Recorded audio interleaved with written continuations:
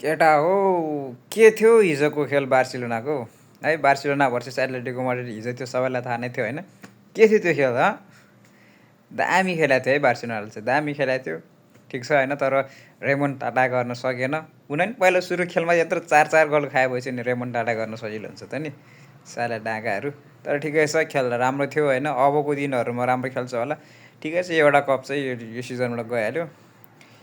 अब लालिगामा हेरौँ लालिगा जित्छ कि जित्दैन च्याम्पियन्स लिग चाहिँ च्याम्पियन्स लिगमा जित्छ कि जित्दैन तर हिजोको खेल चाहिँ ओभरअल राम्रो थियो है खत्रै थियो होइन 4-0 थियो 4-0 भेटाउनु पर्ने थियो होइन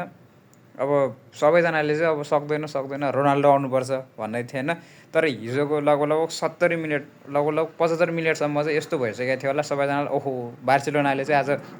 कमब्याक गर्छ क्या हो भन्ने चाहिँ सबैलाई बनाइसकेको थियो कि किनभने अब त्यत्रो 75 मिनट भइसक्यो होइन 75 मिनटमा चाहिँ उनीहरूले चाहिँ 3 गोल हानिसक्यो क्या अब जम्मा 1 गोल छ है बचेको 15 मिनटमा त अनि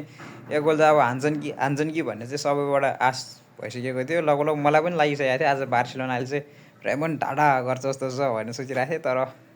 एनिवेज केटाहरू भएन है रेमोन टाटा चाहिँ भएन ठिक छ एथलेटिको माड्रिड पनि अब जोस् कति लगभग 2013 पछाडिको चाहिँ बल्ल अब जान लागेको छ होइन जितोस् केटाले त्यत्रो भइसक्यो 10-12 वर्ष भइसक्यो है नजितेको ठिक छ योपालि चाहिँ एथलेटिको माड्रिडले चाहिँ कोपा डिरेले जित्नुपर्छ होइन अनि के लाग्छ त केटाहरू योपालि चाहिँ बार्सिलोना चाहिँ कतिवटा टाइटलमा सकिएला जस्तो लाग्छ त